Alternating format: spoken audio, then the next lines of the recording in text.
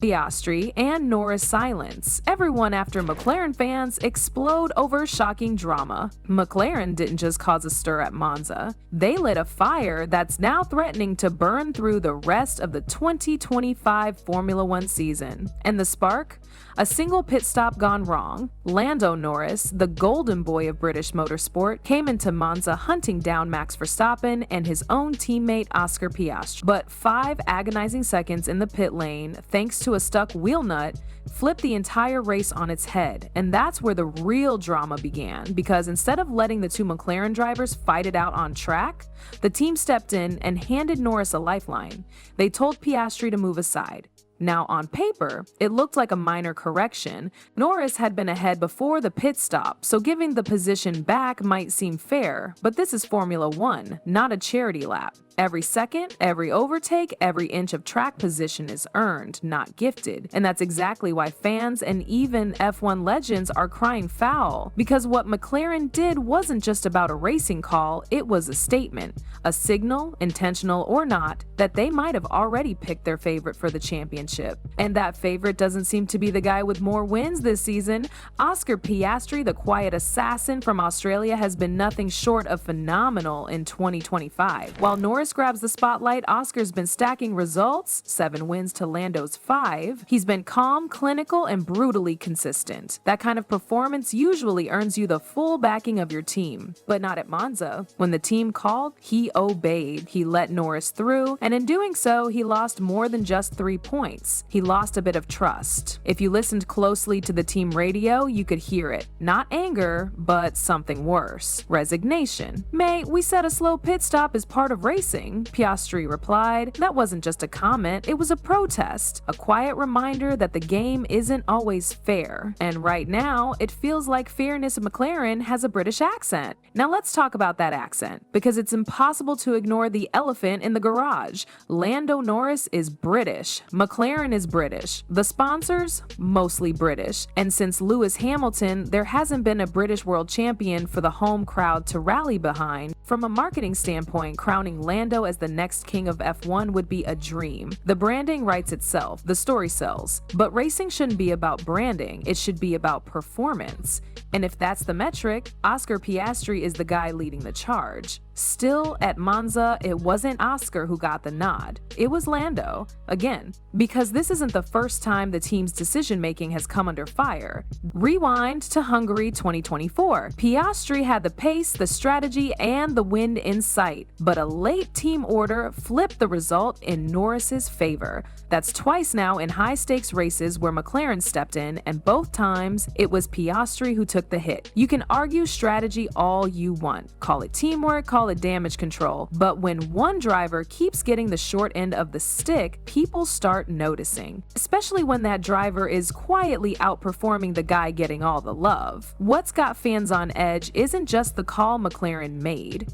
It's how effortlessly they stood by it. Team principal Andrea Stella was quick to defend the decision. He called it balanced, fair, and part of a larger team philosophy. According to him, both drivers knew the deal. But here's the thing, fairness in Formula One isn't math. It's messy. One man's fairness is another man's frustration. And when you're playing with millions in prize money, global reputations, and a championship on the line, vague ideals like fairness start to sound like PR padding. Let's look at what McLaren says their philosophy is. Supposedly, they operate on something they've dubbed papaya rules. Race hard, respect your teammate, don't crash. It sounds noble, it sounds easy, but as the pressure of a title fight intensifies, those rules get blurry, especially when Norris publicly denied their very existence after Monza. In his words, there are no papaya rules, just a sense of fairness, which again, what does that even mean when it benefits one driver every single time? For Norris, the Monza call made perfect sense. He lost time through no fault of his own. He felt he deserved the position back. From his seat, the decision was a correction, not favoritism, but that's a convenient perspective when the correction always favors you. For Piastri, it wasn't just about a position, it was about principle. He earned that spot on track, his team took it away, and even though he said all the right things in post-race interviews, the silence in his eyes said more than any quote ever could. Outside inside the McLaren bubble, opinions are split like a cracked front wing. Max Verstappen reportedly laughed when told about the order. That's how little faith he had in its justification.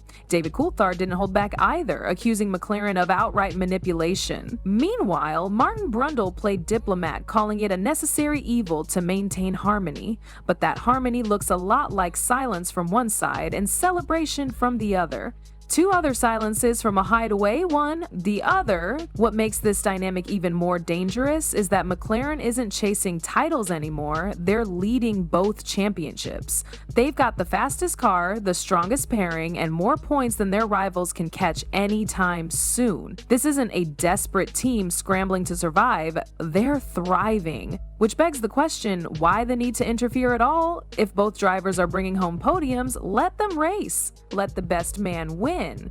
But McLaren did. They made a choice, and whether they admit it or not, that choice says a lot about who they're really backing. Now imagine being Oscar Piastri. You've delivered consistently all year, you've taken wins, you've made zero drama, you're leading the standings, and yet, when things get dicey, the team nudges you aside for the other guy. That gets in your head. Every pit call, every strategy tweak, every vague message over the radio, you start wondering who it's really helping. That uncertainty, it eats away at trust. And trust in Formula One is everything.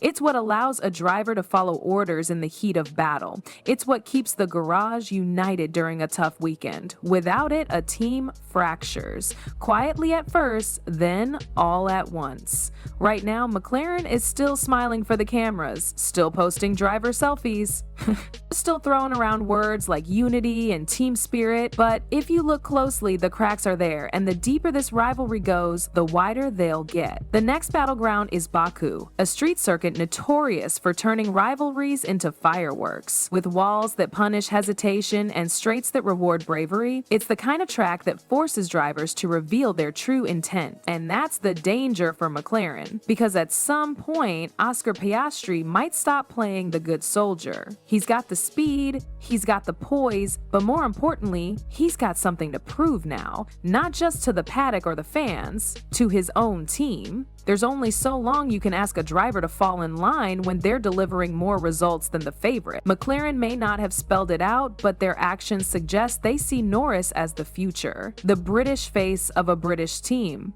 But that storyline only works if the other guy doesn't start writing his own. Piastri doesn't need to explode. He doesn't need to start a war of words. All he has to do is drive like he's done all season and stop stepping aside. That's what made the 2016 Mercedes season unforgettable. Not because of team orders or politics, but because Nico Rosberg finally said no. He stopped yielding to Hamilton and fought tooth and nail for every point. And when the dust settled, he walked away with a title. That's the kind of energy Piastri is being pushed toward. A silent storm building lap after lap until the moment comes where he refuses to move. And if McLaren isn't ready for that, the whole house could shake. What's wild is that this entire situation is self-inflicted. With both drivers in form and the car at its peak, McLaren had a rare opportunity. Let them race. Let the garage be a battlefield, not a stage play. But instead, they've chosen control. Control of optics, control of headlines, control of narrative. But control doesn't win championships, does. And right now, Piastri has every reason to question whether he's racing for a team that believes in merit or marketing. And here's where the story really deepens. Because what if McLaren's bet on Norris doesn't pay off? What if all this maneuvering leaves them with two frustrated drivers, a fractured garage, and a lost title? That's not a hypothetical, that's a historical pattern. We've seen it before. When teams try to play favorites without fully committing, they risk alienating both drivers. When favoritism creeps in without transparency, the garage turns cold, smiles get thinner, radio calls get tense, and a title fight turns into a silent implosion. Zach Brown might still be preaching positivity, Stella might still be quoting fairness, but behind those polished sound bites, there's a very real storm building. Because McLaren isn't just balancing strategy calls, they're juggling egos, emotions, and reputations. The next move they make won't just decide points, it could define the legacy of this driver pairing. They're There are 8 races left in the season, 8 high-stakes showdowns where milliseconds and mind games will determine who holds the trophy. If Piastri decides to take the gloves off, not with words, but with wheel-to-wheel defiance, it'll force McLaren to make a choice they've been dancing around all year. Do they let him fight, or do they shut it down again and risk turning a championship into a PR disaster? The cameras will show unity. The quotes will sound diplomatic, but the paddock knows better. The fans know better, and most importantly, the drivers know better. McLaren's biggest challenge isn't Verstappen, Ferrari, or Mercedes. It's the quiet war brewing between 2 elite drivers wearing the same suit, and only one of them is willing to stay silent much longer.